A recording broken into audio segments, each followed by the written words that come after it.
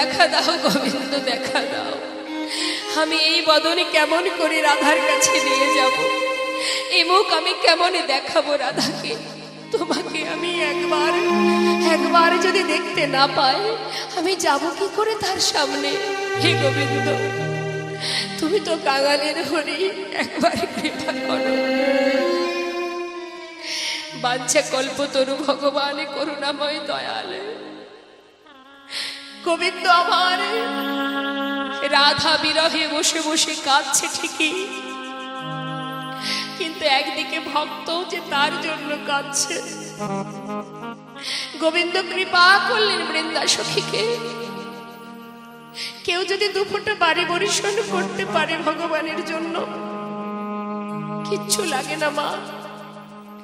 ভগবান সব কিছু মেনে নিতে পারেন, সহ্য করতে পারেন, ভক্তের চোখের জল সইতে পারে না। আমরা ভগবানের চরণে কাঁদি, তবে কি জন্য কাঁদি? নিজেদের সুখ কামনা করার জন্য।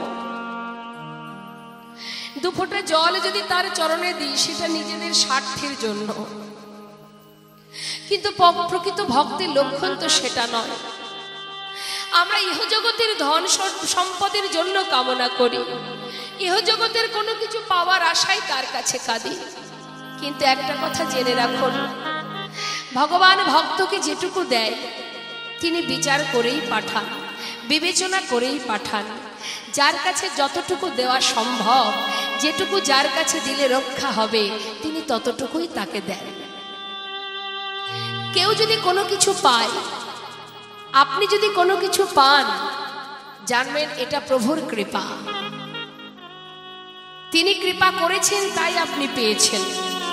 আর যদি কোনো কিছু চাওয়া সত্ত্বেও আপনি না পান, জানবেন এটা তার ইচ্ছা, তাই আপনি পাচ্ছেন না। যেটা আপনার পক্ষে ভালো নয়, সেটা ভগবান আপনাকে দেবেন না। আমরা বোকার মতো তার উপরে দোষারোপ করি, আমরা ভুল বুঝি, কিন্তু তিনি যেটাই করেন সেটা জীবের মঙ্গলের জন্য। তাই যাকে যতটুকু দিয়েছে তাতেই খুশি হওয়া উচিত এবং তার উপরে নির্ভরশীল হও, তাকে ভরসা করো। সংসারে কারোর প্রতি ভরসা রেখো না। কার প্রতি ভরসা রাখবে তুমি? তোমার কোনো বিপদ হলে সংসারে কেউ রক্ষা করতে পারবে না, তিনি যদি না রাখেন। তাই রক্ষা করার মালিক একজনই আছেন, তিনিই পারেন রক্ষা করতে। তাই ভরসা করলে তাকে করো, রক্ষা করলে তিনিই করবেন।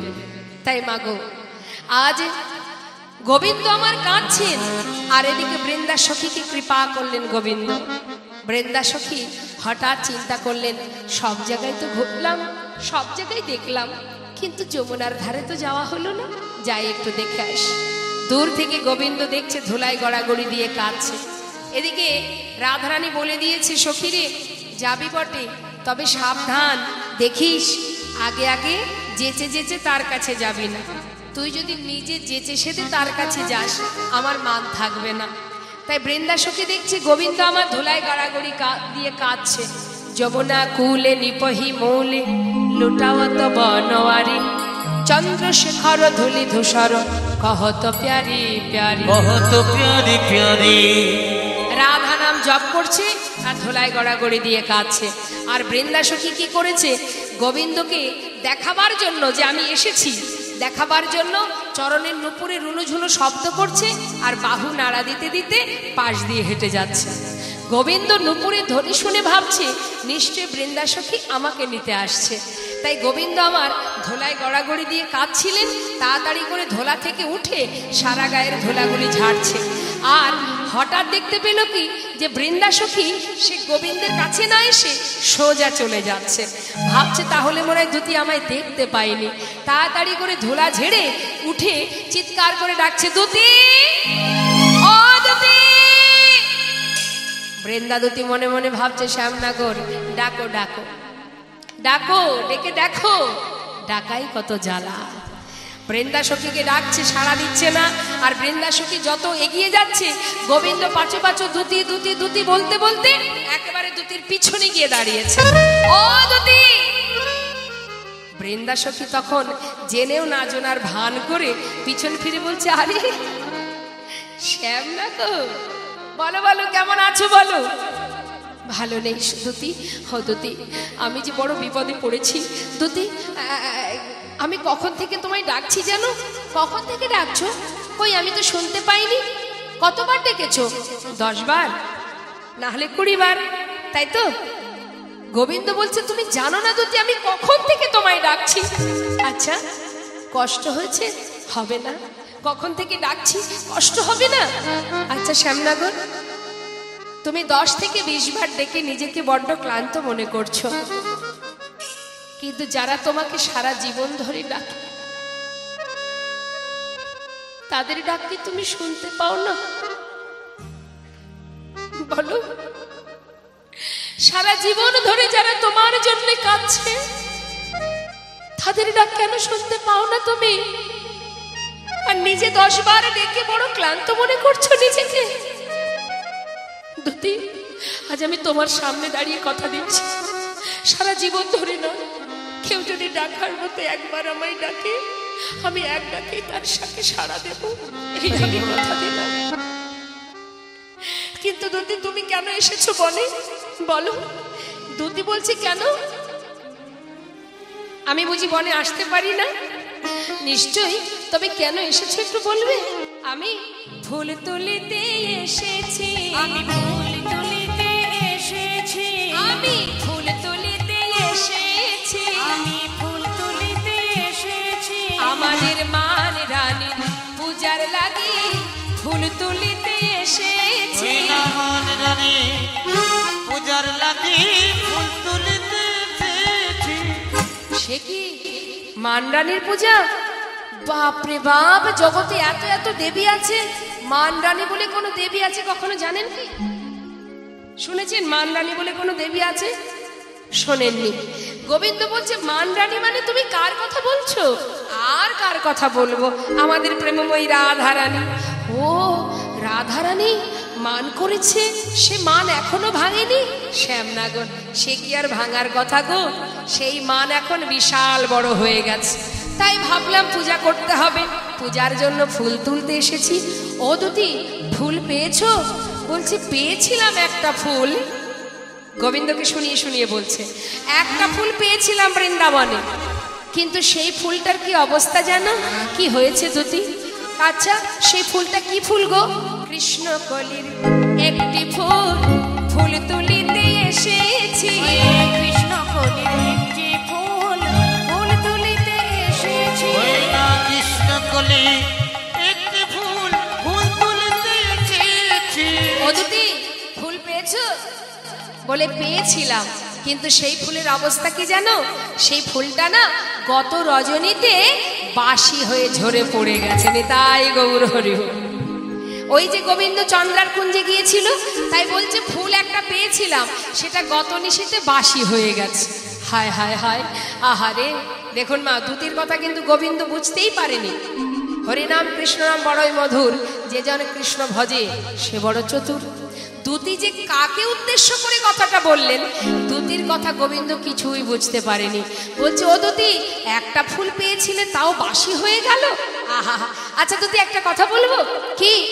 শোনো না, যে ফুল তুমি তুলতে এসেছিলে তার নাম কি? কৃষ্ণকলি। আমার নামও তো কৃষ্ণ, নামে নামে মিলে গেছে না? একটা কাজ করবে, তোমাদের ওই মান রানীর চরণে আমাকেই না হয় পুষ্প স্বরূপ উৎসর্গ করে দাও। শ্যামনগর, এ কথা তুমি বলবে আমি জানতাম, কিন্তু বলি শোনো, হবে না গো। আমি তোমায় নিতে আসি না, আমি তোমায় নিতে আসি না, না তোমায় নিতে আসি না, তোমায় নিতে আসি না। ওই ধুলা ঝেড়ে উঠলে কেন তোমায় নিতে আসি না? ধুলা ঝেড়ে উঠলে কেন তোমায় নিতে আসি না? সে তো বুঝতেই পারছি তুমি আমাকে নিতে আসনি। ও দুতি, দুতি শোনো না, একটা কথা জিজ্ঞাসা করি, রাধারানীর মান এখন কেমন আছে গো? হায় হায়, কি আর বলবো শ্যামনগর, যে মান দেখেছিলে দ্বিপত্র কালে, দ্বিপত্র এখন সেই মান বেড়ে গেছে আরো ফুলে ফলে, আরো ফুলে ফলে। তার মানে কি মা? বলছে তুমি যখন রাধারানীর চরণ ধরে কাঁদছিলে তখন মানের অঙ্কুর হয়েছিল, মানে দুটো পাতা হয়েছিল। এখন সেই মান গাছ ডালে মূলে ফুলে ফলে বিশাল বড় হয়ে গেছে। গোবিন্দ ভাবছে সর্বনাশ, মাত্র দুপাতার মান আমি চরণ ধরে ভাঙাতে পারিনি, আর এত বড় মান আমি কি করে ভাঙাবো?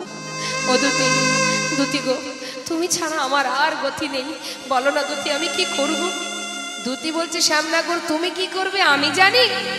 কেন? যেখানে ছিলে রজনীতে তার কাছে যাও। না না দুতি এমন করে বলো না, ওগো যদি কারোর পিপাসা পায় তার সামনে এক খণ্ড আগুন এনে দিলে কি আর তৃষ্ণা নিবারণ হয়? দুতি তোমার কাছে আমি শরণ নিলাম, আমাকে পথ বলে দাও, আমি কি করব এখন? দুতি চিন্তা করছে, বারবার যখন অনুনয় বিনয় করছে, ঠিক আছে ও শ্যামনগর, এই যে তুমি যাবে, যাবে রাধার কাছে, দেখো আমি তো বলতে পারবো না, আমি কিন্তু কথা দিতে পারছি না যে রাধারানী তোমায় মানবে কিনা, তবে এত করে বলছো যখন আমি একটা পথ বলতে পারি, উপায় বলতে পারি, তুমি চেষ্টা করে দেখতে পারো। কি পথ, কি উপায় আমাকে বলো, তুমি যা বলবে দুতি আমি তাই করতে রাজি। পারবে? তাহলে শোনো, মালিনীর বেশে যদি যেতে পারো সে, মালিনীর বেশে যদি যেতে পারো সে, আরে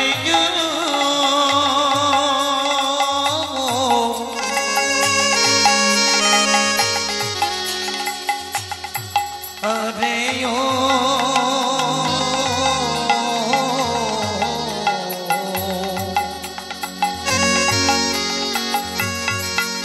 আরে ও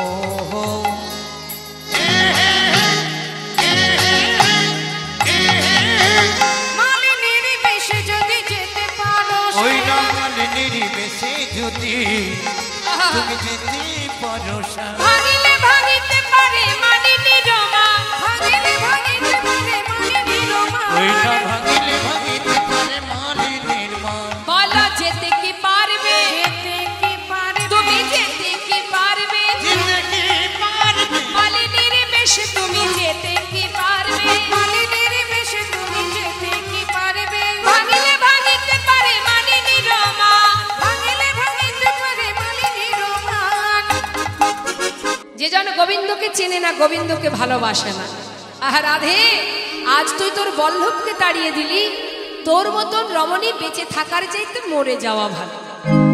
এই জগতে শুধুমাত্র রাধারানী গোবিন্দকে ত্যাগ করেছে তা নয়, জগতে অনেকেই আছে যারা গোবিন্দকে ভালোই বাসে না। হরি বল। কত নাস্তিক ব্যক্তি আছে জগতে, আছে না মা? একটা 8 বছরের ছোট্ট শিশু মালা জপ করতে করতে সকালবেলা রাস্তা দিয়ে যাচ্ছে, আর 3 তলার উপরে বসে আছেন এক বৃদ্ধ বাবা, চাকরি জীবন থেকে ছুটি পেয়েছে, ছাদের উপরে চিলে কোঠায় বসে বসে চায়ের কাপে মুখ দিয়ে চুমুক দিচ্ছে আর তাস খেলছে। এখন ওই ছোট্ট 8 বছরের ছেলে মালা জপ করতে করতে যাচ্ছে দেখে জিজ্ঞাসা করছে দাদু, হ্যাঁ রে আয় খোকা, এত তাড়াতাড়ি এই পথে নেমে গেলি বাবা? তখন সেই ছোট্ট 8 বছরের ছেলে বলে উঠলেন, ও দাদু, আমি তো সকাল সকাল নেমেছি, আমার মাতা পিতা বলেছে এখানে নাকি আমার কিচ্ছু নেই, আমার নিজের ঘর, নিজের বাড়ি, নিজের ঠিকানা সে নাকি গোবিন্দ চরণে, তাই নিজের ঠিকানায় যাবার জন্য সঠিক সময়ে নেমেছি। কিন্তু দাদু তোমার তো সময় পার হয়ে গেছে, তুমি আর নামবে কবে? নিতাই গৌর হরি বল। আর কবে নামবে? তোমার তো সময় ফুরিয়ে গেল। সময় তো সকলের জীবনেই ফুরাবে মা, হ্যাঁ, কিন্তু সময় থাকতে যদি তাকে চিনতে না পারি, একটা সুন্দর দৃষ্টান্ত আপনাদের দিই, শুনুন তাহলে। একজন নাস্তিক ব্যক্তি বাবা, দেখবেন যারা নাস্তিক হয়, যারা ভগবানকে ভালোবাসে না, তারা ভগবানের সঙ্গে কথায় কথায় পাল্লা দিতে চায় এবং যাচাই করে, ভগবানকে যাচাই করতে চায়। এখন এক ভক্ত গেছে অযোধ্যায় প্রভুকে দর্শন করবে বলে। অযোধ্যায় গিয়ে সেখানে একটা ঘর ভাড়া নিয়েছে, থাকবে কয়দিন। এখন যে ঘর ভাড়া নিয়েছে সেই ঘরে আরো একজন থাকে, তিনি হচ্ছেন ইহজগতের টাকা পয়সার ধনে ধনী, তিনি একজন পাষণ্ড, একজন নাস্তিক। এখন যে নাস্তিক ব্যক্তি সেখানে আছে তারই ঘরে রয়েছে এই সাধু। দুজনের মধ্যে কোনো কিছুতেই মিল হচ্ছে না। যখন ভোরবেলা 4টের সময় উঠে সেই সাধু করতাল বাজিয়ে হরিনাম করে, তখন সেই যে পাষণ্ড ব্যক্তি তার ঘুমের ব্যাঘাত ঘটে, কারণ সে ওঠে সকাল 10টায়। আর ভোরবেলায় সাধু যদি পাশে বসে করতাল বাজিয়ে হরিনাম করে, ঘুমের ডিস্টার্ব হয়। কোনো বিষয়ই তার সঙ্গে অ্যাডজাস্ট হচ্ছে না, কিছুতেই মিল হচ্ছে না। চলতে ফিরতে যখনই অমিল হচ্ছে, একদিন সেই পাষণ্ড বলেই উঠলেন, এই যে অসাধু, এই করতাল বাজিয়ে হরিনাম করা বন্ধ করো দেখি। তোমার জন্য আমি না পারছি ঠিকঠাক চলতে, না থাকতে, না ঘুমাতে।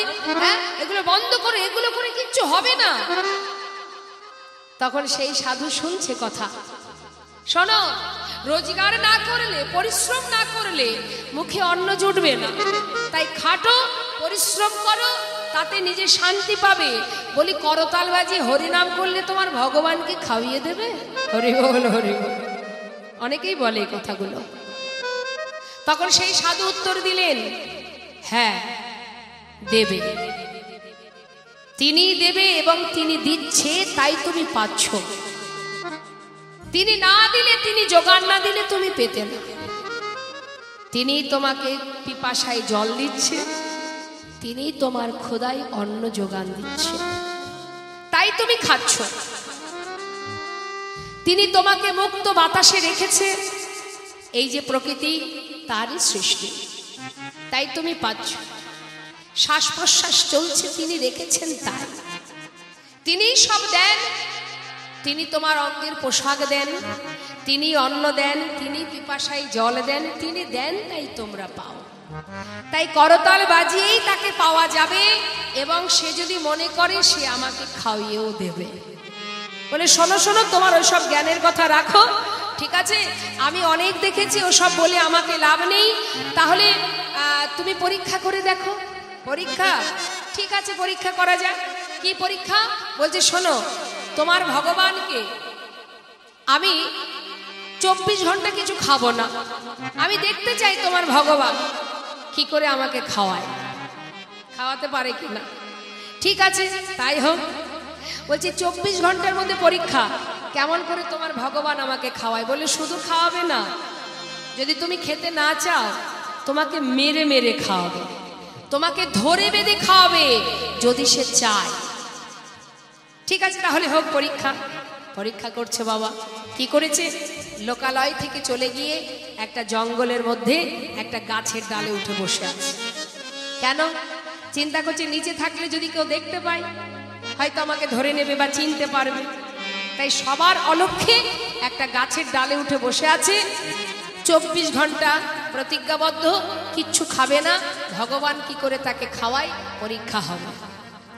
আর সেই সাধু ঘরের মধ্যে কোণে বসে বসে ভগবানের কাছে জানাচ্ছে, হে দয়াময়, আমার মান থাকুক বা না থাকুক, আমার তাতে কোনো দুঃখ নেই। শুধু তোমার কাছে একটা নিবেদন, যে তোমাকে আজও চিনতে পারল না, যে এখনো তোমার চরণ স্মরণ নিল না, সে যে প্রতিটা মুহূর্ত গভীর অন্ধকারে ঢুকে যাচ্ছে, তুমি তার হাত ধরে নিজে হাতে কৃপা করে আলোর পথ দেখাও প্রভু। তুমি ওকে উদ্ধার করো, ওকে মুক্তি দাও। ভক্ত ঘরে বসে বসে ভগবানের চরণে স্মরণ করছে, তার মঙ্গল কামনা করছে। আর এদিকে কি হলো মা? 24 ঘন্টার মধ্যে পরীক্ষা। দেখুন, আমরা ভগবানের সঙ্গে সবকিছুতেই যে আমরা যাচাই করি, এটাই আমাদের বড় অপরাধ। সবার আগে চাই বিশ্বাস। আজ সেই ভক্তকে কিভাবে শিক্ষা দিল। ওই বনের ভিতর দিয়ে একজন ব্যক্তি সে হেঁটে যাচ্ছে, যেতে যেতে অনেক পথ হেঁটে এসেছে, তো প্রচণ্ড খিদে পেয়েছে বলে নিজের কাছে যে খাবারটা গুছিয়ে এনেছিল ঘর থেকে, সেটাকে ওই বনের ভিতরে পথের উপরে সেটাকে খুলেছে। সেগুলো খুলে এবার খাবে বলে সাজিয়েছে সবে মাত্র। হঠাৎ বনের ভিতর থেকে ঘোড়ার পায়ের শব্দ শুনতে পাচ্ছে। এখন ঘোড়ার পায়ের শব্দ যেই না কানে গেছে, মনে মনে সেই ব্যক্তি ভাবছে নিশ্চয়ই কোনো ডাকাতের দল বনের ভিতরে আসছে, যদি আমাকে দেখতে পেয়ে ধরে নিয়ে যায় বা মেরে ফেলে। ভয়ে ভীত হয়ে সেই খাবার আর খাওয়া হলো না, সব ফেলে রেখে ছুটে চলে গেল।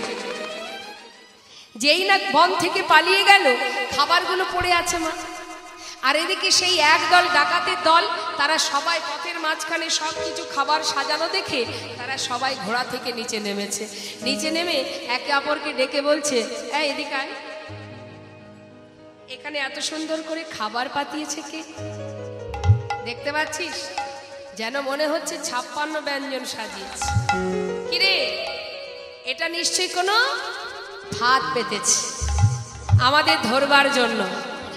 হ্যাঁ, তা যে ফাঁদটা পেতেছে, আর একজন বলছে, সর্দার যে ফাঁদটা পেতেছে আশেপাশে নিশ্চয়ই সে কোথাও আছে। হ্যাঁ, তাই না? জাল বিছিয়েছে না? দেখ তো কে, নিশ্চয়ই আশেপাশে আছে, কোথাও না কোথাও লুকিয়ে আছে, খুঁজে দেখ কোথায়। চারিদিকে খুঁজছে, খুঁজতে খুঁজতে খুঁজতে খুঁজতে গাছের ডালে যে জন বসে আছে তার দিকে চোখ গেছে। যেই না দেখেছে গাছের ডালে বসে আছে, দূর থেকে দেখে বলছে, এই নিচে নেমে আয়, এই নেমে আয়, নাম বলছি। সে তো ভয়ে ঠক ঠক করে কাঁপছে, আমি কিছু জানি না, আমি কিছু করিনি, এই নাম বলছি, নিচে নাম। যেই না নিচে নেমেছে মা, ভয়ে ঠক ঠক করে কাঁপছে। কিরে, এটা তোর কাজ, তুই করেছিস? তুই করিসনি? তুই ছাড়া তো এখানে আর কেউ নেই, বল এর মধ্যে বিষ মিশিয়েছিস? হ্যাঁ, সত্যি করে বল, বিষ মিশিয়েছিস? জানিস না? আচ্ছা তাহলে এই এই দেরি না করে এক কাজ কর, ওকে আগে খাওয়া। ও যদি খেয়ে না মরে তবেই বুঝবো যে এখানেও জাল পাতেনি। এই নে খা। সে তো চিন্তা করছে আমি প্রতিজ্ঞা করেছি খাবো না। এই খাবি না? খা বলছি। এই ও তো খাবে না। এই ওকে ধর, এই ওকে ধর। ধরেছিস? আর একজন বলছে ওকে মার, আর একজনকে বলছে তুই ওকে খাইয়ে দে। একজন ধরেছে, একজন মারছে, আর একজন খাবার তুলে নিয়ে মুখের মধ্যে দিয়ে দিয়েছে। নিতাই গৌর হরিবল হরিবল।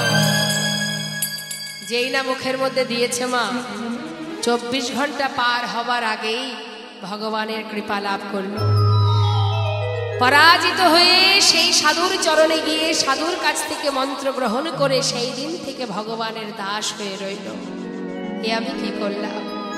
তাই মাগো, নাস্তিক ব্যক্তি, পাষণ্ড ব্যক্তি, তার অনেক প্রমাণ আছে। 5 বছরের শিশু ধ্রুব প্রহ্লাদ যে ভগবানকে লাভ করেছিল, তারই পিতা হিরণ্যকশিপু, যিনি ভগবানকে মানতেন না, তাকে নরসিংহ মূর্তি ধারণ করে তিনি তাকে উদ্ধার করেছিলেন। তাই একদিন মা, আজ দেখুন শ্রীমতী রাধারানী আমার সখীরা বললেন, রাধে, যে মান করেছিস, তোর বধূকে তাড়িয়েছিস, যার কাছে গোবিন্দ থাকে না তার বেঁচে থাকার চাইতে মরে যাওয়া ভালো।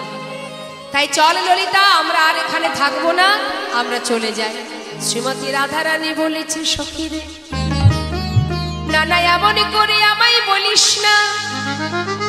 এতদিন আমি ভেবেছিলাম বধূ শুধু আমার, আজ আমি মান করে বুঝেছি শুধু আমার নয়। আমার বধূকে যে জন ভালোবাসে বধূ তার হয়ে যায়। আজ আমি বুঝেছি সখী, এতদিনে আমি বুঝেছি। আধাল প্রেম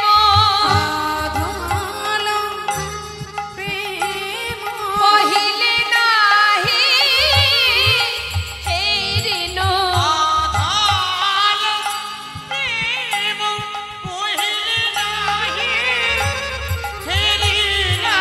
সব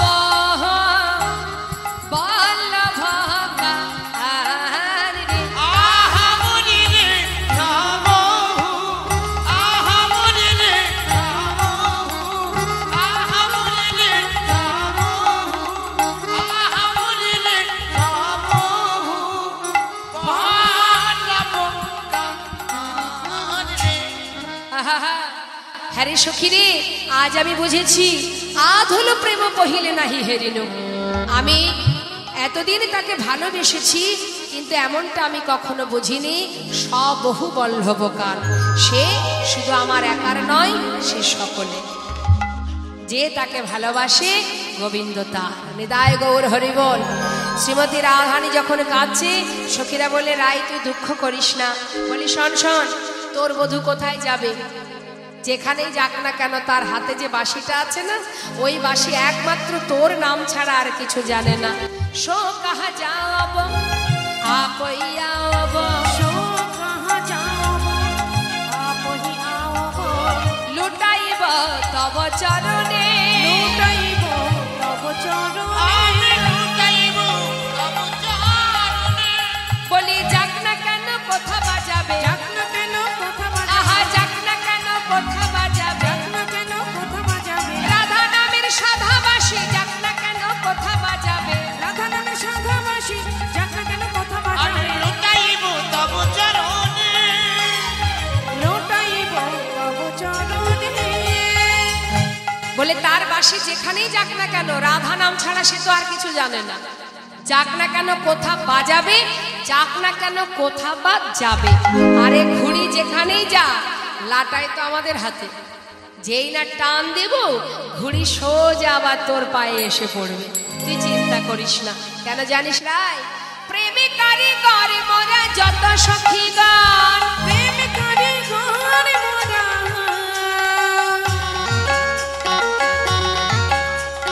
যত সখীগণ, আরে ও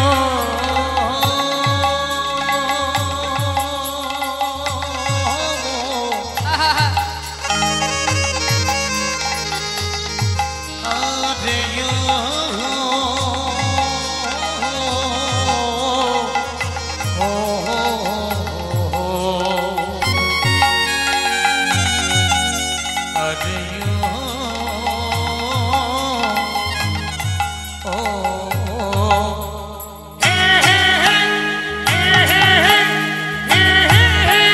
প্রেমিকারি করে মোরা যত সখীগণ, ওরে ভাঙিলে গড়িতে জানি প্রীতি রতন, আমি ভাঙিলে গড়িতে জানি প্রীতি রতন, ভাঙিলে গড়িতে জানি প্রীতি রতন। আমরা প্রেমের কারিগর, আমরা প্রেমের কারিগর, আমরা প্রেমের কারিগর, আমরা প্রেমের কারিগর, ভাঙি গড়ি নিরন্তর, আমরা প্রেমের কারিগর, ভাঙি গড়ি নিরন্তর, আমরা প্রেমের কারিগর, ভাঙিলে গড়িতে জানি প্রীতি ওই রতন। না ভাঙিলে গড়িতে জানি প্রীতি রতন। আমাদের কাজ হচ্ছে তোদের দুজনকে মিলন করানো, আর কখনো কখনো তোদের দুজনের মিলনকে ভাঙা। এই তো কাজ। আমরা হচ্ছে প্রেমের কারিগর, ভাঙি আবার গড়ি। তা বলি চিন্তা করিস না, তোর বধূকে আনতে হবে তো। সে আর যাবে কোথায় বল? রাধা ছাড়া তার আর কোনো থাকার জায়গা নেই। তা চিন্তা করিস না, তোর বধূকে আনতে পাঠাবো।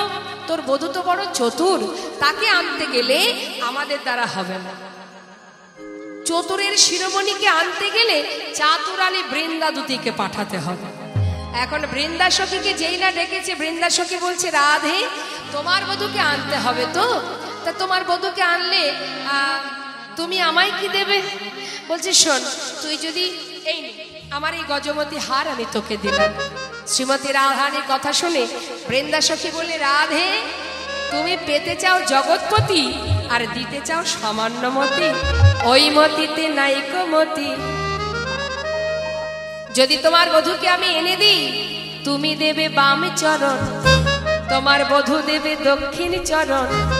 শোনো রাধে, যদি একবার মিলন করাতে পারি, তোমাদের যুগল চরণ ধুলি আমার মাথায় দিবি। বিদায় গৌর হরি বল হরি বল।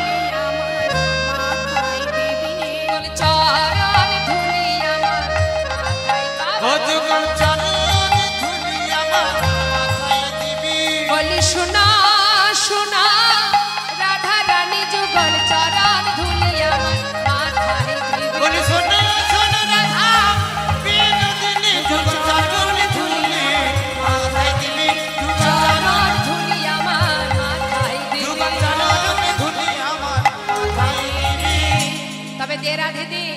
বলি দে দে চরণ ধুলি ধুলি দে রে যাত্রা করি দে দে চরণ ধুলি ধুলি দে রে যাত্রা করি দিদি চরণ ধুলি ও ধুলি লয়ে ও দাতা কুনি দিদি চরণ ধুলি ও ধুলি লয়ে দাতা কুনি দিদি চরণ ধুলি ও ধুলি লয়ে দাতা কুনি দিদি চরণ ধুলি ও ধুলি লয়ে দাতা কুনি দে দে চরণ নে সখী নে আমায় চরণ ধুলি দে তোর চরণ ধুলি কিছু সঙ্গে করে নি আর কিছু অঙ্গে মেখে যায় কেননা গোবিন্দকে আনা তো সহজ কথা নয় তার কাছে যেতে গেলে কত বাধা আসে কি গো মা আসে না ভগবানের সেবা দিতে গেলে অনেক বাধা আসে ভগবান পদে পদে ভক্তকে পরীক্ষা করে কেউ বুঝতে পারে কেউ পারে না যদি বাধা পেয়ে কেউ যদি একবার পিছিয়ে যায় সে তো আর তার কাছে পৌঁছাতে পারবে না মা বলছে সখী রে তোর চরণধুলি দে পথে যেতে যদি কোনো বাধা আসে ওই চরণধুলি ছিটাতে ছিটাতে আমি গোবিন্দের কাছে যাব তাই দে চরণধুলি কিছু নিজের সঙ্গে করে নিয়ে এবার রাধারানীর কথা মতো বৃন্দা সখী যাচ্ছে মা তবে যাওয়ার কালে বলে দিয়েছে রাধারানী শোন সখী এই যে তুই যাচ্ছিস আমার বধূ যেন বুঝতে না পারে যে আমি তোকে পাঠিয়েছি কেন নারী জাতির একটা মান আছে না মানটা বজায় রাখিস যদি দেখিস বধূ তোকে ডেকে কিছু বলছে তোকে ডেকে ডেকে কিছু জিজ্ঞাসা করছে তখন ধীরে ধীরে উত্তর দিবি কিন্তু যেচে যেচে যেন তার কাছে গিয়ে কিছু বলতে যাস না তাহলে না এই যে নারী জাতি তুইও নারী আমিও নারী নারীর মানটা থাকবে না সাবধান বুঝে শুনে কথা বলবি কেমন যা তবে একটা কথা বলে দিই বধূর সন্ধান না নিয়ে এলে বা বধূকে আমার কাছে না নিয়ে এলে আমি কিন্তু বাঁচব না যেন মান থাকে আবার প্রাণও বাঁচে দুটো কাজ যা সখী বৃন্দা সখী আমার রাধারানীর কথা মতো এবার ধীরে ধীরে গোবিন্দ দর্শনে যাচ্ছে আর মহাজ লীলার পাশে দাঁড়িয়ে বলছে দেখো যেতে কোঞ্জর গতিমান থারা চলত সবরা নারী চলো তো সবার নারী চলত সবার নারী ওই চলো তো সবার নারী যাবট তট বংশী বাট যাবট তট বংশী বট যাবট তট বংশী বাট যাবট তট বংশী বট বনহি বনহি হেরি ওইটা যাবট তট বংশী বট বনহি বনহি দুতি যায়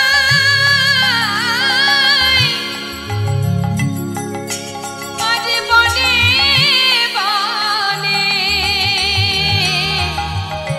খুঁজে খুঁজে বেড়া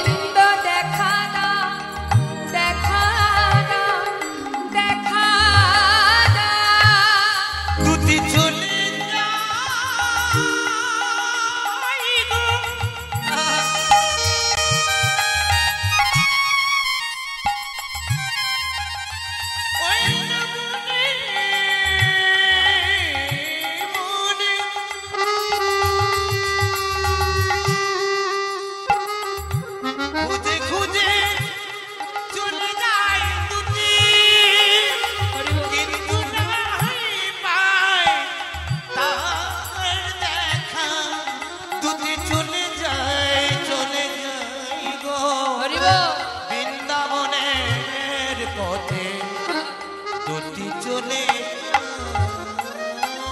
আহা, যাবো যতটা বংশী ওই না যাব টোট বংশী বট বনহি হরি ওই না যাব টোট বংশী বট বনহি হেরি। আজ বনের মধ্যে বৃন্দা সখী কাঁদছে আর বলছে একবার দেখা দাও হে গোবিন্দ, শুনেছি তোমায় যদি কেউ ডাকার মতো ডাকে তুমি নাকি তাকে সাড়া না দিয়ে থাকতে পারো না। কত জায়গায় খুঁজলাম তোমায়, কোথাও পেলাম না।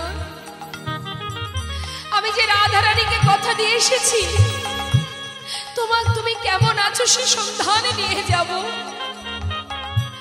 একবারে দেখা দাও গোবিন্দ, দেখা দাও, কোথায় আছো? মদনা কুণ্ড, শ্যাম কুণ্ড, রাধা কুণ্ড সর্বত্রে খুঁজেছি তোমায়। আজ এই পথের ধারে বসে হে গোবিন্দ, শুনেছি ভক্ত যদি ডাকে তুমি নাকি ভক্তের ডাকে সাড়া দাও। তবে এই অভাগিনী পথের ধারে বসে তোমায় ডাকবে, আমিও দেখবো তুমি না সাড়া দিয়ে কেমন করে দূরে থাকতে পারো। একেবারে দেখা দাও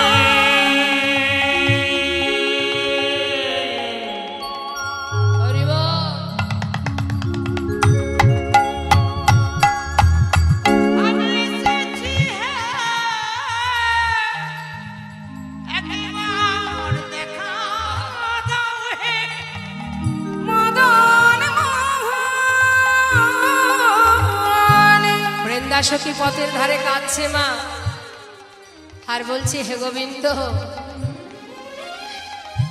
বড় আশা করে এসেছি, তুমি কত সময় আমার ডাকে সাড়া দেবে না হে। শুনেছি তুমি নাকি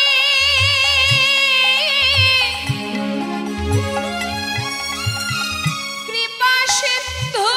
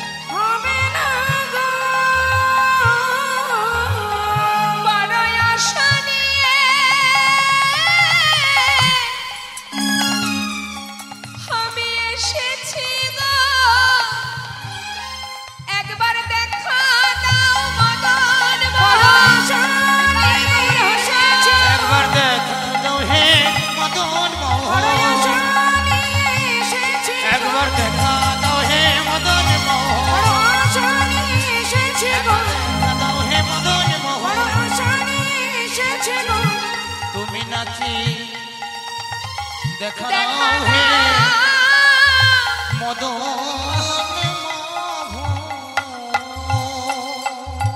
নিতাই গৌর হরিবল, গৌর হরিবল। কি বলছে মা? গোবিন্দ বলছে শোনো, আমার কি হয়েছিল জানো? মদন জ্বর।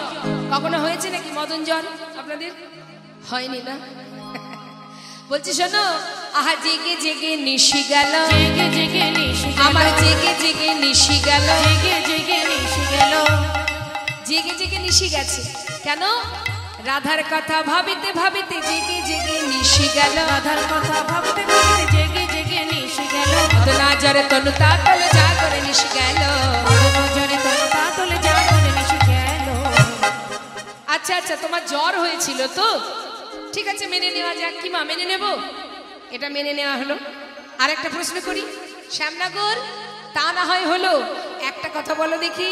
এই যে নীল বসন তুহু বহিরইলি, নীল বসন তুহু বহিরইলি, নীল বসন তুহু বহিরইলি, নীল বসন তুহু বহিরইলি, পীতম্বর ছাড়ি, ওই নীল বসন তুহু বহিরইলি, পীতম্বর ছাড়ি। এই যে নীল বসন পরিধানে কেন? পীতম্বর বসন কোথায়? পীতম্বর বসন তো তোমার পরনে নেই। কি হলো বলো, উত্তর দাও। গত নিশীতে আমি আর আমার বলাই দাদা একই শয্যায় শয়নে ছিলাম। ওই যখন উঠে আসতে গিয়েছি বিছানা থেকে, তখন ওই কাপড় পাল্টাপাল্টি হয়ে গেছে। বলছি আমি আর আমার দাদা এক বিছানায় ঘুমিয়েছিলাম। নিশি 10 দণ্ডে রাধার কুঞ্জে আসবো বলে অন্ধকারে কাপড় পরতে গিয়ে ভুল করে দাদারটা পরে ফেলেছি। আচ্ছা, তুই খুব চতুর শ্যামনগর। এটা তোমার দাদার শাড়ি?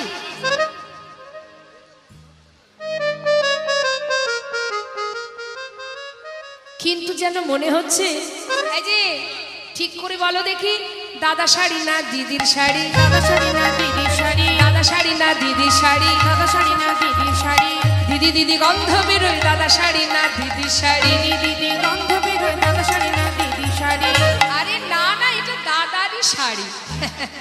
আচ্ছা, তুমি খুব চতুর শ্যামনগর। আর একটা কথা জিজ্ঞাসা করব?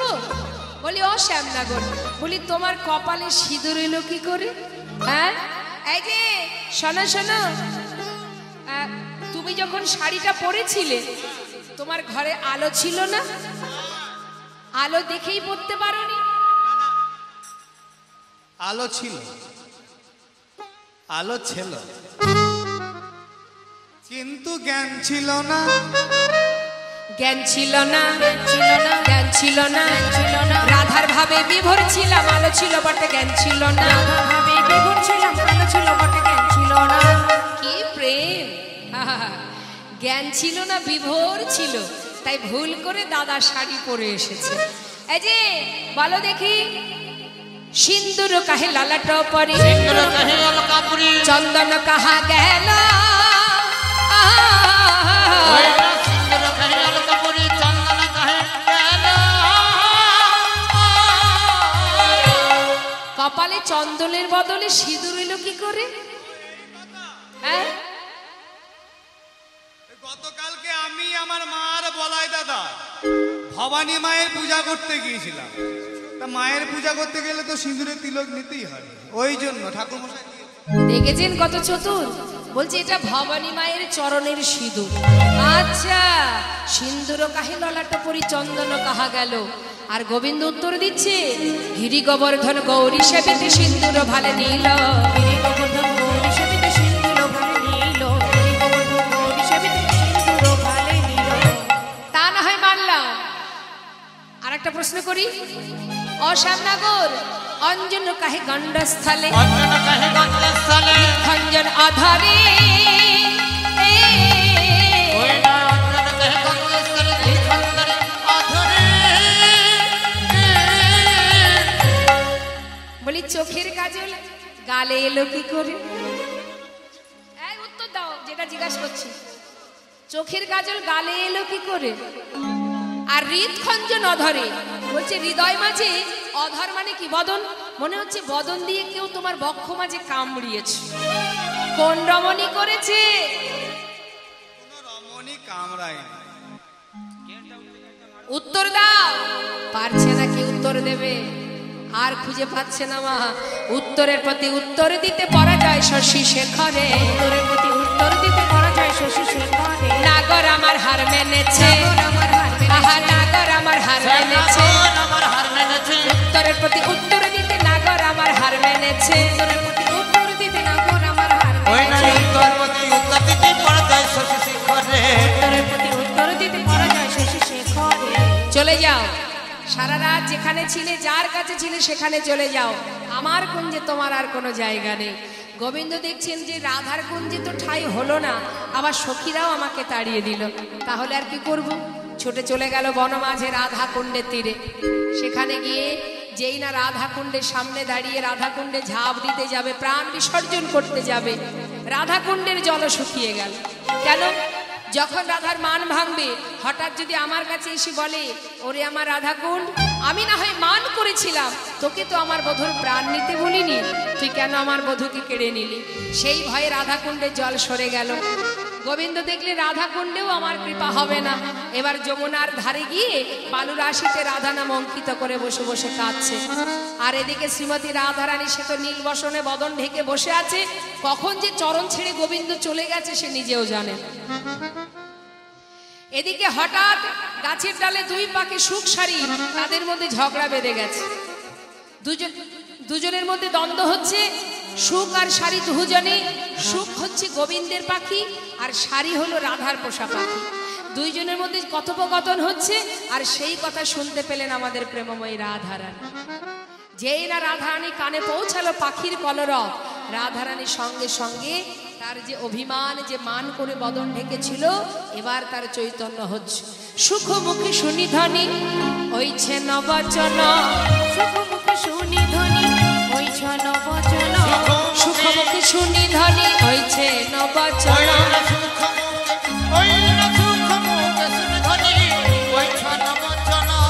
আপনার চরণ পদে করে নিরীক্ষণ, আপনার চরণ পদে করে নিরীক্ষণ। আপনার চরণ পদে করিনি। চরণেতে কৃষ্ণকার বন্দনা দেখিয়া হানাথ হানাথ বলে উঠিল কাঁদিয়া। হানাথ হানাথ বলে উঠিল কাঁদিয়া। হানত হানত বলে উঠিল কাঁদিয়া।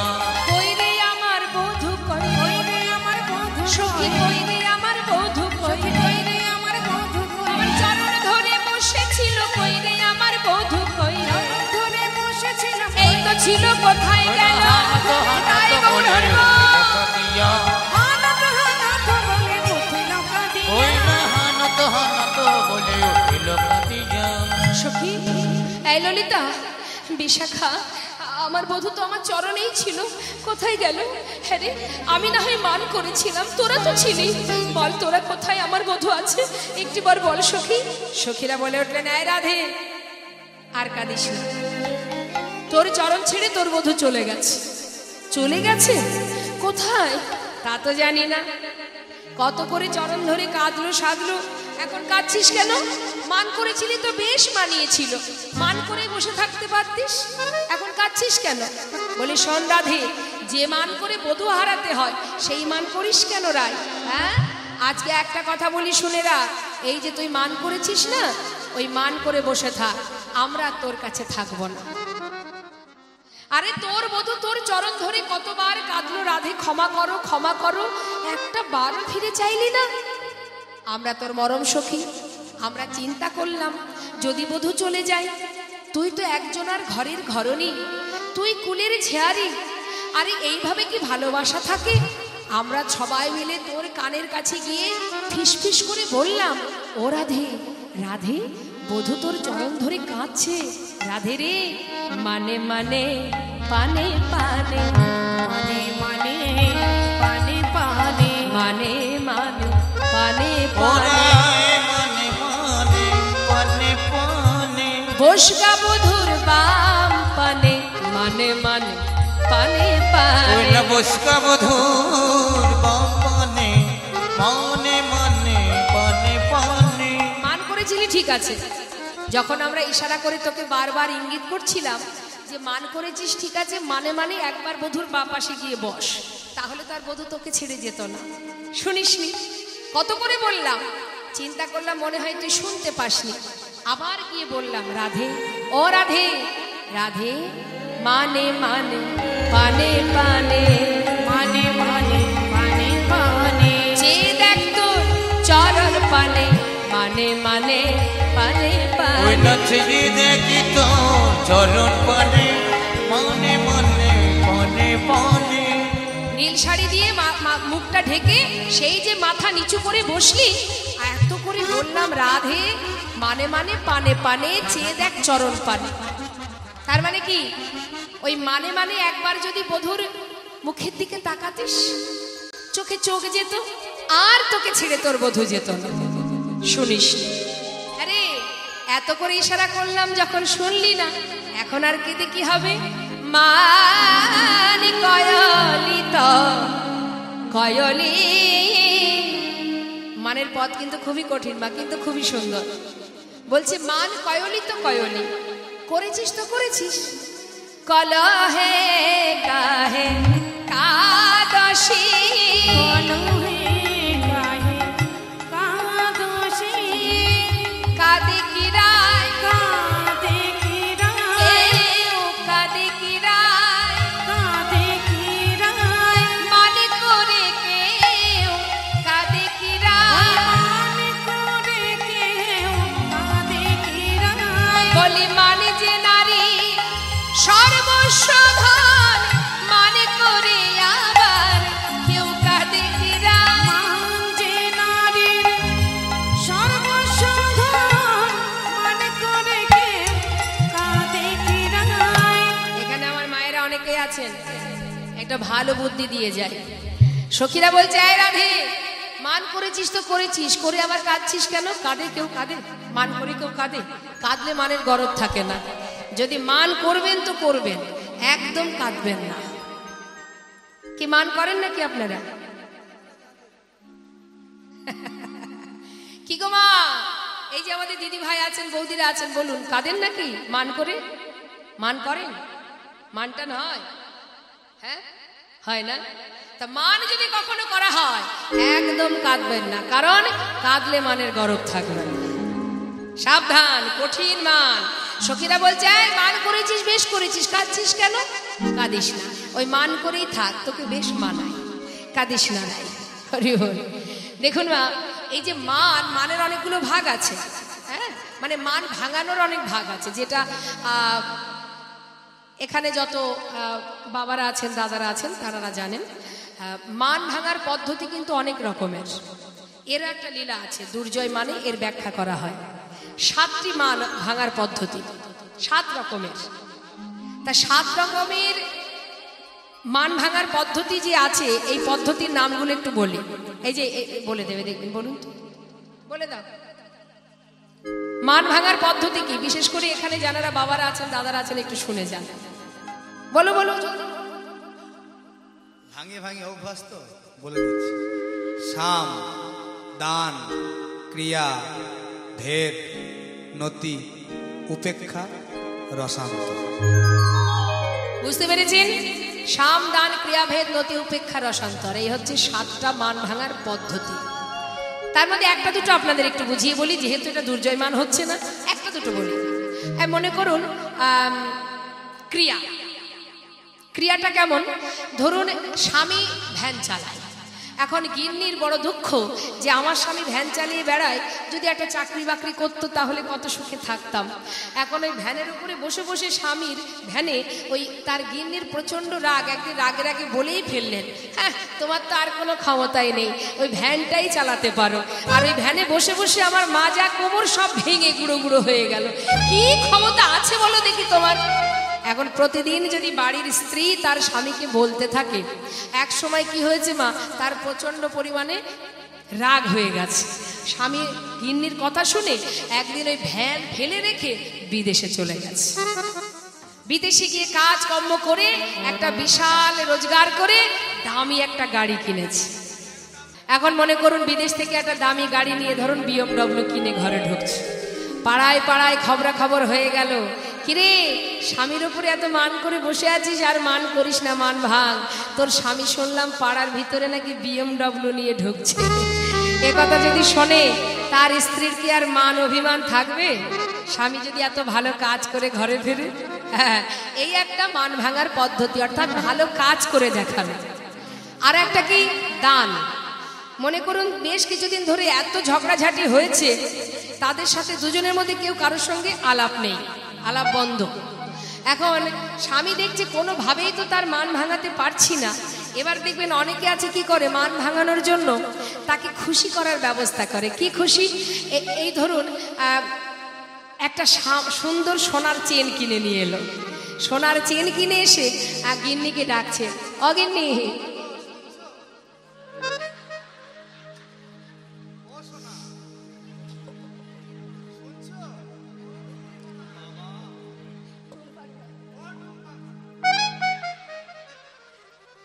দেখেছেন কি অভিমান? এই রকম মান যদি কেউ করে, এখন তার স্বামী প্রতিদিন একবার করে সাধে, ওগো মান ভাঙো না, ওগো রাগ করো না, ছেড়ে দাও না, কিন্তু কিছুতেই কিছু হচ্ছে না। স্বামী একটা সোনার চেন কিনে এনে ঘরে ঢুকেছে।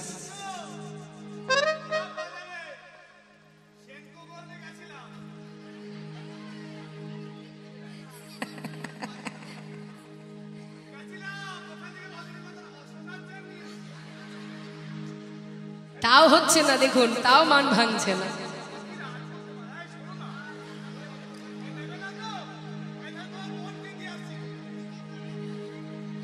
এখন যদি বলে যে তুমি নেবে না তো, তাহলে আবার ফেরত দিয়ে আসি, যদি এমন কথা বলে, দেখবেন অনেক সময় কি হয়, সে চিন্তা করবে বাবা মান আবার পরে করা যাবে, সোনার চেনটা যদি একবার হাত ছাড়া হয়ে যায় আর পাবো না, তাড়াতাড়ি করে ঠিক আছে ঠিক আছে যাও যাও, বাদ দিলাম বাদ দিলাম।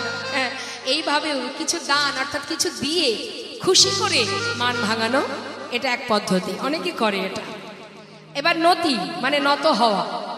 অনেক রমণীর কাছে তার স্বামী দেখবেন, সে কিছুতে যদি নারী যদি খুব মান করে, অভিমান করে কথাবার্তা না বলে, অনেক সময় স্বামী কি করে, সংসারের মঙ্গলের জন্য সে অনেক সময় তার কাছে গিয়ে তার চরণ তলে পড়ে, নিচু হয়ে নত হয়ে চরণ দুটো ধরে বলে, দেখো শোনো না, এই দেখো আর করো না, এমনটা আর ভালো লাগছে না, এই দেখো আমি তোমার পায়ে ধরছি, এবার তো তুমি মান ভাঙো। অনেকে আছে, অনেক পুরুষ মানুষ আছে যারা স্ত্রীর কাছে গিয়ে নত হয়ে হাত জোড় করে ক্ষমা চায়, মান ভাঙো। এবার সেই রমণী যদি একটু নরম প্রকৃতির হয়, একটু নরম প্রকৃতির বা স্বামীর প্রতি যদি ভালোবাসা থাকে, সে কি করবে, তার পায়ে পড়লে সে কি আর মান করে থাকবে? যদি পায়ে ধরতে আসে, মনে করুন 7 দিন কথা বলিনি, তার পায়ে যদি স্বামী এসে পড়ে, আচ্ছা ঠিক আছে।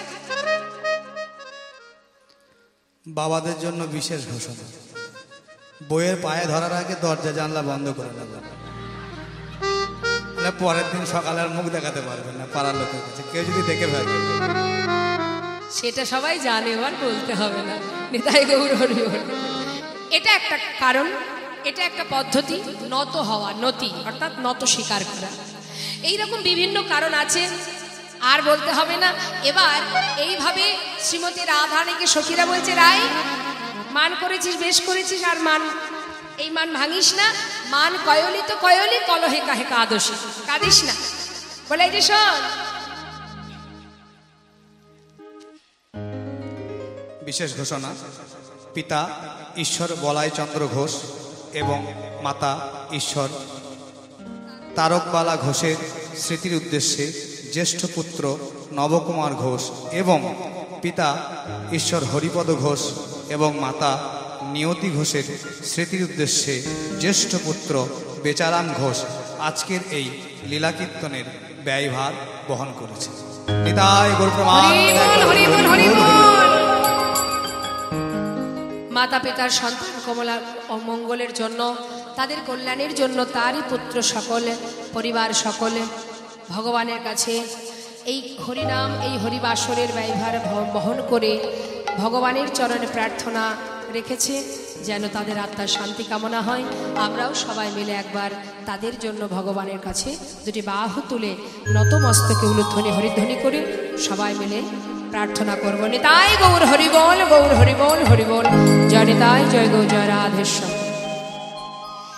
তো এবার বাবা শ্রীমতী রাধারানীকে বললেন, শোন সখী, হ্যাঁ রে রায়, তোর মতো এমন আলাভোলা গোয়ালিনী গোবিন্দকে কত আছে ভালোবাসে, তুই ভাবিস না যে বধূ শুধু তোর। বলি শোন, আজ আমি তোকে বলে রাখি রায়, ওরে সোহেন রসিক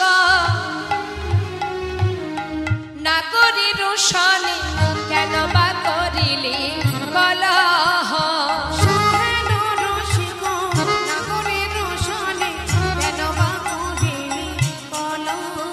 ও তুই আগে না বুঝিলি, কান্দিলি কান্দালি, অব মুঝে কাহে বলা।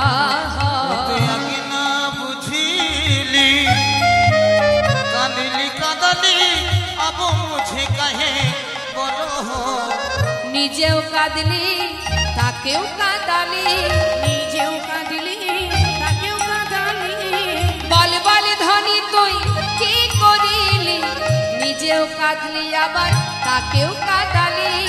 বল বল সখী কি করিলি, নিজেও কাঁদলি তাকেও কাঁদালি, অব মুঝে কাহে বলো, অব মুঝে কাহে বলো।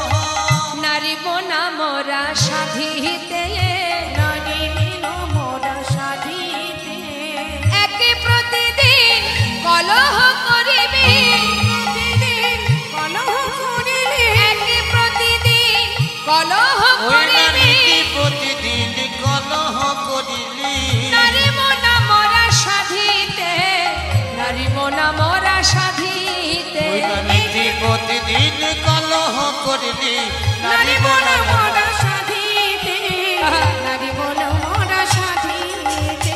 বল বল সখী কতই সাধব, বল বল সখী কতই সাধব, তোকে একবার তাকে একবার, বল বল ধনী কতই সাধব। তোকে একবার তাকে একবার, বল বল ধ্বনি কতই সাধব। নারী মনা মোরা সাধিতে নারী বলা মোরা সাধিতে।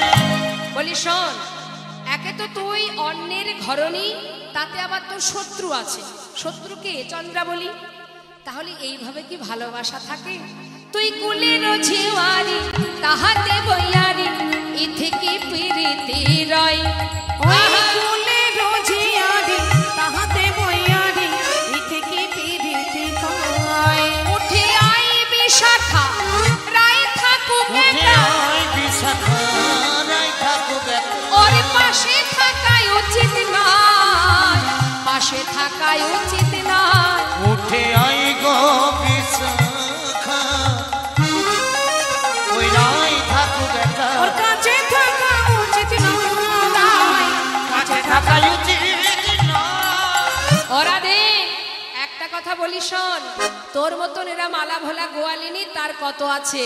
বলি রাজনন্দিনী, যেখানে গোবিন্দের জায়গা নেই সেই দেহ বেঁচে থাকার চাইতে মরে যাওয়া ভালো। রাধে শোন শোন, কানু হেন ধন যে করে হেলন, তার কি জীবনের আর। ওই না কানো হেন ধান, হরি বল।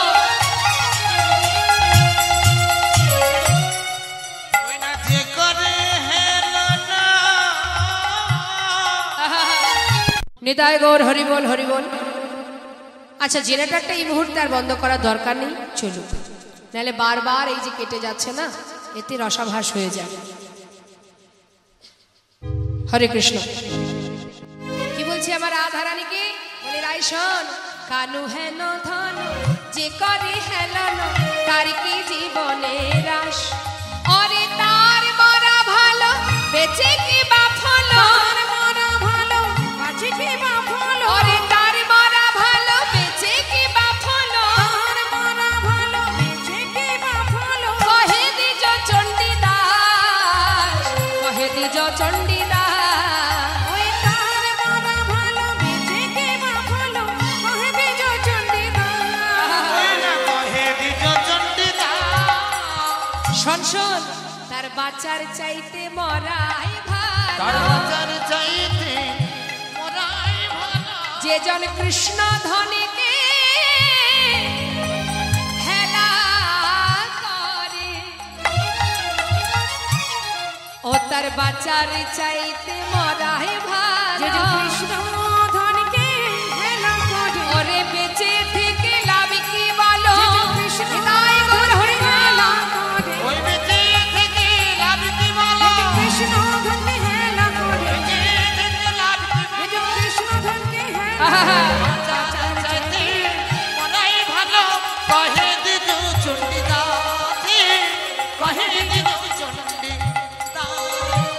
বললেন যে জন গোবিন্দকে হেলা করে তার বাঁচার চাইতে মরে যাওয়া ভালো রাধারানীর জন্য তুমি আমাকে যা সাজতে বলবে আমি রাজি বলো কি করতে হবে মালিনীর বেশ পরিধান করতে হবে তাই হবে তাহলে কোথায় পাবো কেন বনে তোমার যে মা আছে তাকে স্মরণ করো যোগমায়া যোগেশ্বরী মা যোগমায়াকে স্মরণ করেই গোবিন্দ যত লীলা করেছেন মা এই যোগমায়া কে দেখুন যে সময় কংস মহারাজের কারাগারে গোবিন্দ এসেছিলেন দেবকীর গর্ভ থেকে ভূমিষ্ঠ হওয়া মাত্রই বসুদেব মাথায় করে নিয়ে যখন চলে যান এক কন্যা সন্তানকে ফিরিয়ে নিয়ে আসেন আর সেই কন্যাকে অষ্টম সন্তান অষ্টম গর্ভের সন্তান ভেবে যখন কিনা কংস মহারাজ তাকে বধ করবে বলে নিয়ে যান হাত থেকে সরে গিয়ে উড়ে গিয়ে উপরে উঠে কি বলেছিল তোমারে বধিবে যে গোকুলে বাড়িছে সে সেই যে রমণী যে কন্যা যে দেবী তিনি হলেন যোগমায়া যোগেশ্বরী নিতাই গৌর হরিব আর মা দুর্গা যিনি হচ্ছেন গোবিন্দের মহামায়া ইনি হলেন যোগমায়া আর উনি হলেন মহামায়া যিনি বহিরঙ্গ শক্তি আর যোগমায়া যিনি অন্তরঙ্গ শক্তি আর সেই যোগমায়াকে যেই না স্মরণ করেছেন গোবিন্দ প্রত্যেকটি লীলা করেছেন মা যোগমায়াকে স্মরণ করে যিনি যোগাযোগ ঘটান লীলার সহায়কারিণী যিনি সেই যোগমায়াকে যেই না স্মরণ করলেন মা যোগমায়া যোগেশ্বরী ছুটে এলেন গোবিন্দের কাছে আসা মাত্রই ভগবান আমার বললেন মা আমাকে মালিনীর বেশ দাও আমি মালিনীর বেশভূষা পরিধান করে রাধা দর্শনে যাব মা যোগমায়া মালিনীর বেশ পরিধান করালেন আর সেই মালিনীর বেশ পরিধান করে গোবিন্দ আমার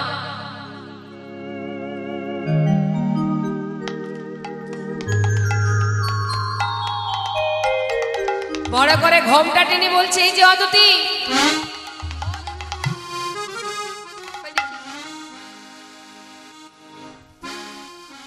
কেমন হয়েছে ভালো সাজা হয়েছে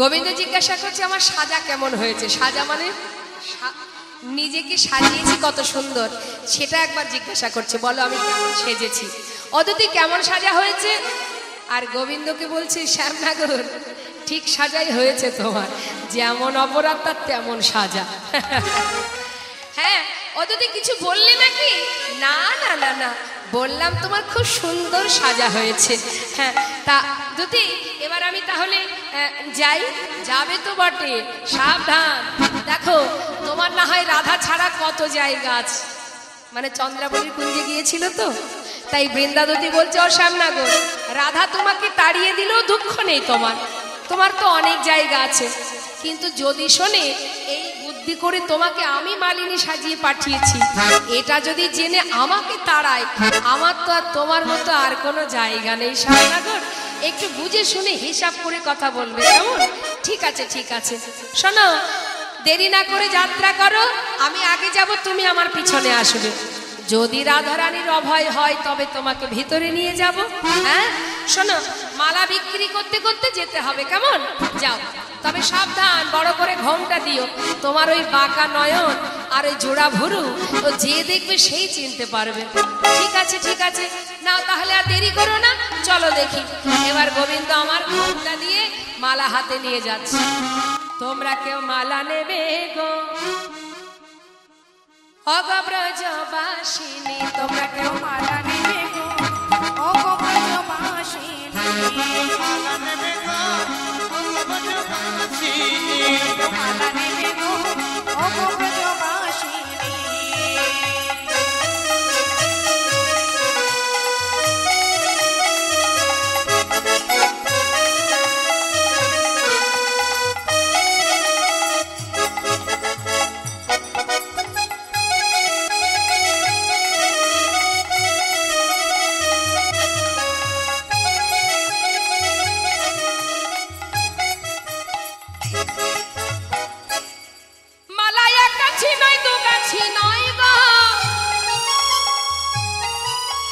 ও মালা এক গাছি নাই দু গাছি নাই গো ব্রজবাসী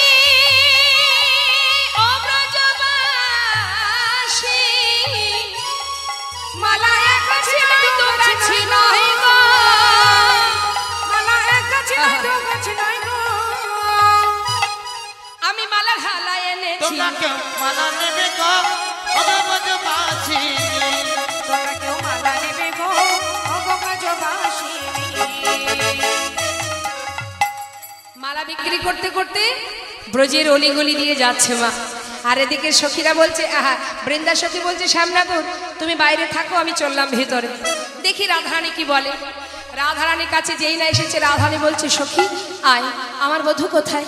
আরে শোন শোন রায়, কত জায়গায় খুঁজলাম, তোর বধূকে পেলাম না। তবে শোন, তুই যে বলেছিলি না বধূর জন্য মালা কিনবি, আমি না এক মালিনীর সন্ধান পেলাম। সে আমি সঙ্গে করে এনেছি তাকে। তুই যদি বলিস তাহলে আমি তাকে ভিতরে আসতে দিই। রাধারানী বলছে, যা সখী, দেরি করিস না, তাড়াতাড়ি ডেকে নিয়ে আমি আমার বধূর জন্য মালা কিনবো। যেই না রাধারানীর অনুমতি পেয়েছে, গোবিন্দের কাছে গিয়ে বলছে, ও শ্যামনগর, এই যে ভিতরে ডাক হয়েছে, চলো। তবে সাবধান, একটু হিসাব করে কথা বলো, যেন আমাকে তাড়িয়ে না দেয়। হ্যাঁ, যা। গোবিন্দ আমার বড় করে ঘোমটা দিয়ে এক পা দুপা করে ভিতরে ঢুকেছে। আর যেই না ঢুকেছে, রাধারানী বলছে, এসো এসো মালিনী গো,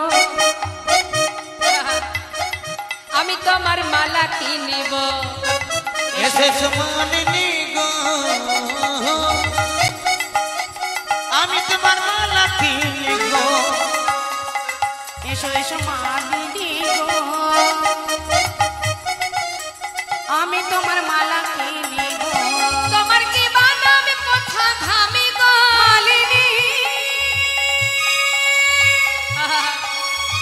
ও মালিনী তোমার জীবনে কোথায় ধামি গো শুনে প্রাণ শীতল করি তোমরা কেউ হরিবল হরিবল হরিবল। ব্রজবাসী তোমরা কেউ মালা নেবে গো ও ব্রজবাসিনী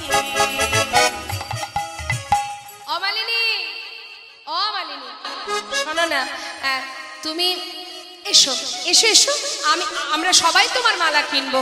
তবে তোমার সঙ্গে দুটো কথা বলতে পারি? মালিনী বলছে, হ্যাঁ বলো, কি বলতে হবে? এই যে শোনো না, বলছি যে অমালিনী, তোমার নাম কি গো? আমার নাম? গোবিন্দ চিন্তা করছে, সর্বনাশ, এটা তো আমি দূতির কাছ থেকে শুনে আসিনি, কি বলতে হবে এখন, আমি কি বলবো? কি হলো, এত ভাবছো কেন? নাম বলতে কারো দেরি হয় নাকি? তা বলি ভাবা হলো? তা বলো দেখি তোমার নাম কি? বলছি এবার মনে পড়েছে, শোনো, আমার অনেক নাম তো, কোনটা বলবো ভাবছিলাম। আমার নাম হরিমালিনী, শোনো শোনো অরাজ নন্দিনী। আমার নাম হরি মালিনী শোনো শোনো ওরা নন্দিনী আমার নাম হরিমালিনী শোনো শোনো ওরা নন্দিনী হরিমালিনী, আচ্ছা আচ্ছা, বলছি শুধু তাই নাই গো, দেখো আমার নাম হরিমালিনী, কিন্তু আমার দেখতে দেখেছো কেমন? কালো না, গায়ের রং কালো তো। শোনো, আমি কালো বলে সবাই বলে গো নন্দিনী ওরা নন্দিনী আমি কালো বলে সবাই বলে গো। কি বলে কি বলে? বলে কৃষ্ণ মালিনী। তোমরা কেউ হরিবল হরিবল। ব্রজবাসী তোমরা কেউ মালা নেবে গো ও ব্রজবাসিনী ও মালিনী, আমার বধূর নাম কৃষ্ণ আর তোমার নাম কৃষ্ণা। বাহ বাবা, নামে নামে মিলে গেছে, তাই না? আচ্ছা, আর একটা কথা জিজ্ঞাসা করব, তোমার মাতা পিতার নাম কি গো? আমার মাতা পিতার নাম কি হলো, বলো তোমার মাতা পিতার নাম কি?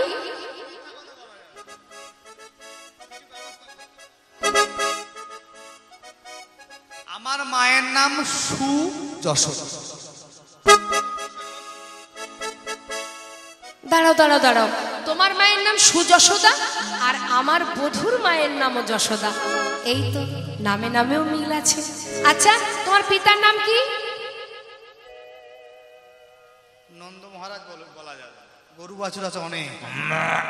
পশুপতি। আরে পশুপতি মানে পশুদের পতি? আরে আমার বধূর পিতারও তো অনেক পশু আছে। আচ্ছা এটাও তো মিল আছে। ও দুটি ও মালিনী, আরেকটা কথা জিজ্ঞাসা করব। জানো তোমার সঙ্গে কথা বলে আমার খুব আনন্দ হচ্ছে। বলি শোনো না, ও মালিনী, তোমার বাড়ি কোথায় গো? হ্যাঁ, আমার নায়ক ঘর বাড়ি, শোনো শোনো অরাজ নন্দিনী। আমার নায়ক ঘর বাড়ি, শোনো শোনো অরাজ নন্দিনী। তবে হ্যাঁ, আমার বাড়ি ঘর নেই ঠিকই, কিন্তু অগ ভালোবেসে যে জন ডাকে গো নন্দিনী, অরাজ নন্দিনী। আমার ভালোবেসে, ওগো আমার ভালোবেসে যেজন ডাকে গো। ভগবানের ঘর কোথায়? ভক্তের হৃদয় মন্দিরে। বলছে আমার ঘর বাড়ি নেই, তবে কেউ যদি আমায় ভালোবেসে ডাকে আমি যাই তাহার বাড়ি। তোমরা কেউ হরি বল, হরি বল, তাই গো, হরি বল। মালা নেবে গো, ওগো ব্রজবাসিনী। তোমরা কেউ মানে বিগো, ওগো ব্রজবাসিনী। গোবিন্দ বলছে দেখো, সেই থেকে আমার সঙ্গে এত কথা বলে সময় নষ্ট করাচ্ছ, পরবর্তীতে যদি মালা না কেন আমি কিন্তু অভিশাপ দেব। অভিশাপ? তোমার মালা না কিনলে অভিশাপ লাগবে? কি অভিশাপ? শোনো, আমার মালা যদি না কেনো না, আমি তোমাদের অভিশাপ লাগবে। ওই তোমাদের ঘরে যে শাশুড়ি ননদিনী আছে, দুজনেই মারা যাবে।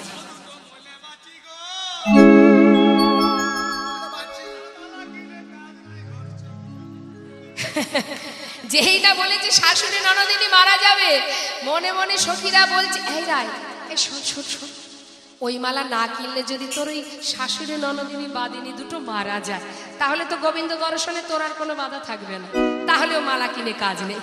এই যে শোনো, তোমার মালা আমরা আর নেবো না, ঠিক আছে? তাতে যে মরে মরুকে যায়। যেই না বলেছে, গোবিন্দ চিন্তা করছে ধুর কি বলতে কি বলে ফেললাম, এখন দেখছি আমার এই মালাটাই আর নেবে না, রাধা দর্শনও আমার হবে না। তখন চিন্তা করছে কি বলা যায়। এই যে শোনো, আমার মালা যেমন দোষ আছে তেমন গুণও আছে। কি গুণ শুনবে? আমার মালা যে যেন পরে নাগর তার বসেতে ফেরে। মালা যেজন পরে নাগর তার বসেতে ফেরে। মালা যেজন পরে নাগর তার বসেতে ফেরে। বলে বড় বড়, আহা বড় বড় মালা বড় গো। বলি বড় বড় মালা বড় গো। তোমরা পরো পরো পরো পরো মালা পরো গো। বলি ও রাজনন্দিনী, তোমরা কেউ হরি বল, হরি বল, তাই গো, হরি বল। ব্রজবাসিনী। তোমরা কেউ মালা নেবে গো, ওগো ব্রজবাসিনী।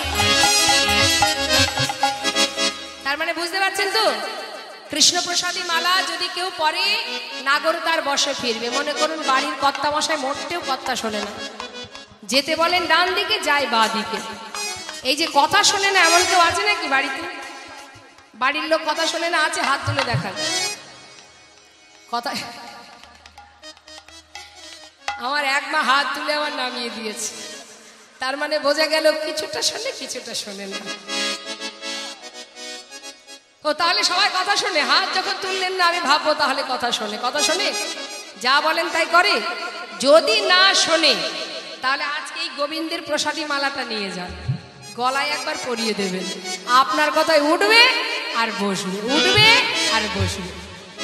বলছে আমার মালা যে জন পরে নাগর তার বসে ফেরে। হ্যাঁ, এ কথাটা রাধারানীকে বলছে, কারণ গোবিন্দ চলে গেছে রাধাকে ছেড়ে। বলছে রাজনন্দিনী মালাটা পরো, তাহলে তোমার নাগর তোমার কথায় উঠবে বসবে। এখন হয়তো এখানে অনেকেই আছে, তারা মনে মনে ভাবছেন যে আমাদের তো স্বামী নেই, মানে নাগর নেই, তাহলে আমরা কেন মালা পরব? এমনও কেউ আছে, মনে করুন ওই দেখাশোনা চলছে কিন্তু একেবারে বাধা পড়ছে না। হ্যাঁ, তা যদি গাঁট ছড়া দিয়ে বাঁধতে হয় তাহলে কি করতে হবে? কৃষ্ণপ্রসাদী মালাটা নিয়ে যেতে হবে, নিলে কি হবে? 1 বছরের মধ্যে নাগর চলে আসে। আর কবার বিয়ে করবে? 4 বার হয়ে গেছে।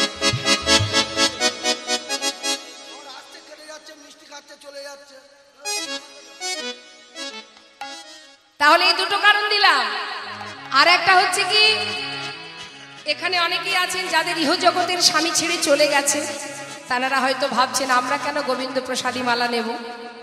তাদের উদ্দেশ্যে বলছি, যদি কৃষ্ণ প্রসাদী মালা অঙ্গে পরশ করানো যায় তাহলে কি হবে? ইহজগতের পতি ছেড়ে চলে গেছে, পরপারে গিয়ে গোবিন্দের সঙ্গে মানে জগৎপতির সঙ্গে আবার মিলন হবে। তাই গৌর হরি বল হরি বল। এত গুণ আছে মালার। বলে শোনো শোনো ও রাজনন্দিনী, তারে আর দেরি কেন, মালা নিয়ে আমাকে বিদায় দাও। যেই না বলেছে, রাধারানী বলছে ও মালিনী, তোমার মালার এত গুণ, অবশ্যই মালা কিনবো। আর একটা কথা জিজ্ঞাসা করব। আবার কি কথা? শোনো না ও মালিনী, তোমার স্বামীর নাম কি গো? ছি ছি ছি ছি ছি ছি ছি, স্বামীর নাম আবার কেউ মুখে উচ্চারণ করে না? স্বামীর নাম বলবে না? আরে এখন তো সবাই বলে, কি গো আপনারা বলেন না? স্বামীর নাম মুখে উচ্চারণ করেন তো? হ্যাঁ, বলে যে বলে বলুক, আমি বলতে পারবো না। স্বামীর নাম আবার কোনো সতী রমণী মুখে উচ্চারণ করে? হ্যাঁ, আমি বলতে পারবো না। আরে বলোই না। ঠিক আছে, হ্যাঁ আচ্ছা, হ্যাঁ ঠিক আছে, তাই হবে, তাই বলো। এবার বুঝিয়ে দিচ্ছে, বলছে ভালো তৈলেতে চরণ দিলে স্বামীর নাম হয় গো সজনী। ভালো তৈলেতে চরণ যুক্ত করতে হবে। তা ভালো তেল কি মা?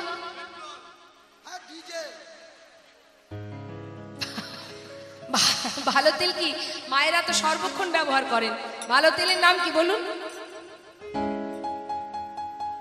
হ্যাঁ, আরে ভুল হোক না, বলুন।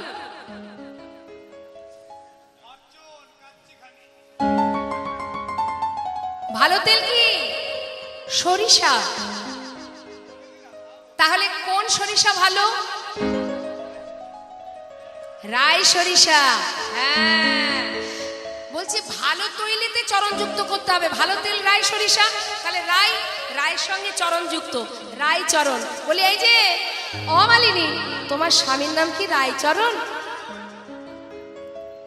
রাধানী চরণের দিকে আঙুলটা দেখিয়ে বলছে ও আমার রাজনন্দিনী, আমার স্বামীর নাম ওই চরণ।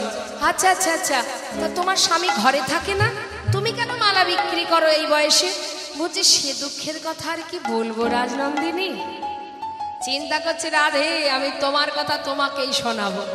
কি বলছে দেখুন, বলছে কি আর বলবো গো রাজনন্দিনী, আমার স্বামী আমাকে খুব আদর করে ডাকতো সুখময়ী বলে, ভালোবেসে ডাকতো সুখময়ী। একদিন পৌষ মাসের দিনে, কথাটা মন দিয়ে শুনবেন কি বলছে, পৌষ মাসের দিনে আমাকে বলল ও সুখময়ী একটু পিঠে পায়েস তৈরি করো না। আমি বললাম ঠিক আছে, বাজার থেকে যা যা লাগে নিয়ে এসো। স্বামী আমার সব কিনে নিয়ে এলো, এনে আমায় বলল শোনো গিন্নি, রান্না করো, আমি একটা কাজে যাব আর আসবো, এসে দুইজনে পিঠে পায়েস সেবা করব। কি আর বলবো রাজনন্দিনী, সারা রাত ধরে পিঠে পায়েস তৈরি করে আমার স্বামীর আশাপথে নয়ন দিয়ে অপেক্ষায় আমার নিশি প্রভাত হয়ে গেল। স্বামী সারা রাত এলো না, এলো কখন জানো? পরের দিন প্রভাতে।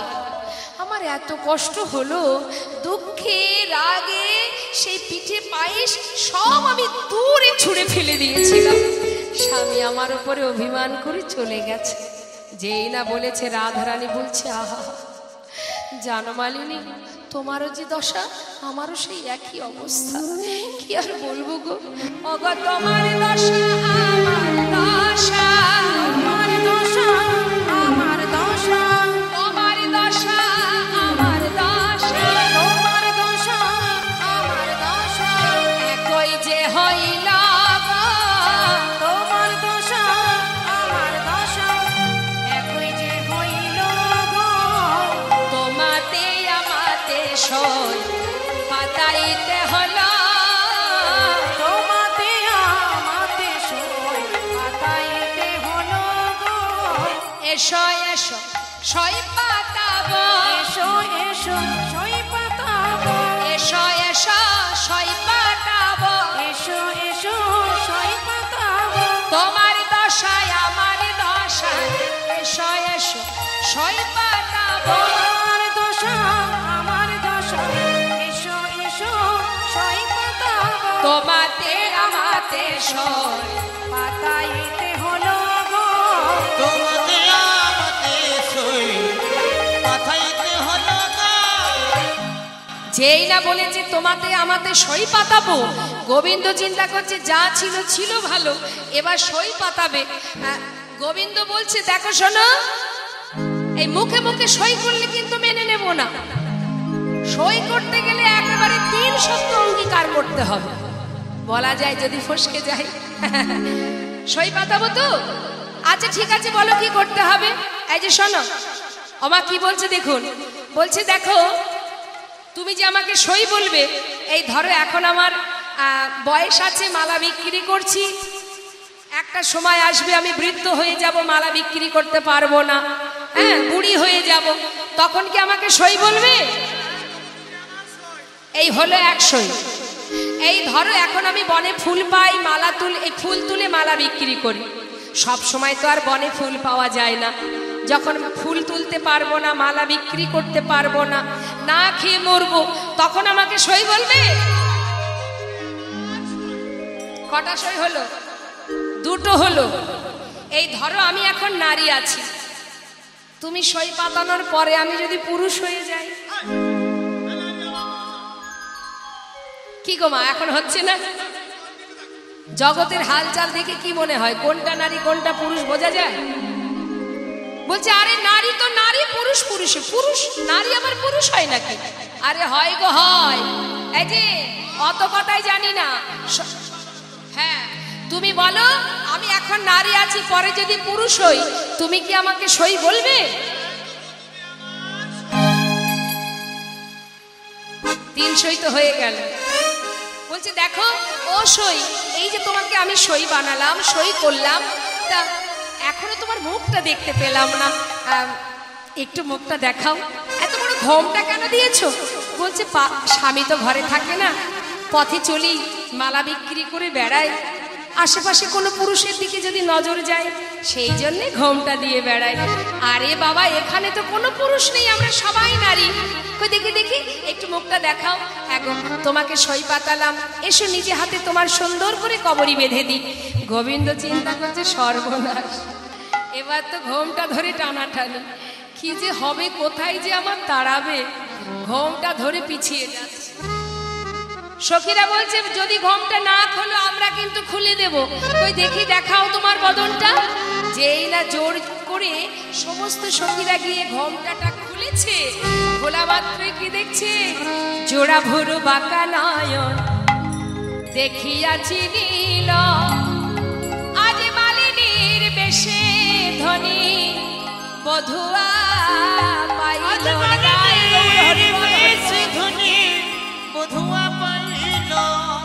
সখীরে এ কি আমি দেখছি রে, এ তো আমার বধূ। এত সময় আমি বধূর সঙ্গে কথা বলছিলাম। সখীরা বলছে ও রাধে, তোকে পাওয়ার জন্য তোর বধূ কত ছলনার আশ্রয় না নিয়েছে, কখনো ঝুপকালি, কখনো বৈদ্যহরি, কখনো কবিরাজ, আবার কখনো মালিনী। তাই এত কষ্ট করে যখন এলো বধূ, আর মান করিস না, এবার বধূর কাছে যা। শ্রীমতী রাধানী বললেন বধূ গো, যে মান করে আমি তোমায় হারিয়েছিলাম এই মান আমি আর করব না, এসো এসো বধূ আমার কাছে। প্রেমময় রাধারানী আমার গোবিন্দের বাম পাশে গিয়ে দাঁড়ালেন। সমস্ত সখীরা যুগল হেরে যুগল গুণগান গাইতে লাগলেন। আমরাও সবাই মিলে গাইব, সবাই একসঙ্গে গাইব। জয় রাধে রাধে বল, কৃষ্ণ কৃষ্ণ বল, রাধে রাধে বল, কৃষ্ণ কৃষ্ণ বল, জয় রাধে রাধে বল, কৃষ্ণ কৃষ্ণ বল, রাধে রাধে বল।